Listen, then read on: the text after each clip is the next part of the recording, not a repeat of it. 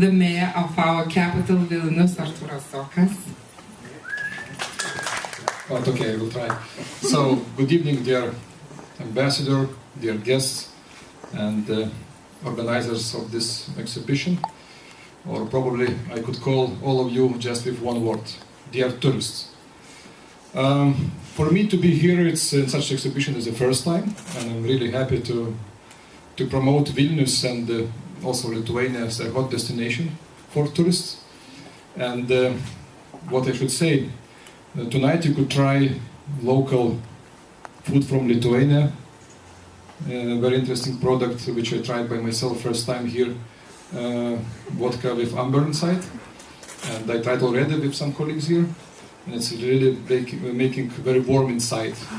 And I think with this special heating I could survive all winter in Lithuania. But probably you know, the best way to try real baguettes is in France, yes? The best cheese, not cheese, but for example ham Parma, of course is better to try in Parma. And what I would like to recommend, just to try tonight the local dishes and the local drinks, but the best to try them again in Vilnius or in Lithuania.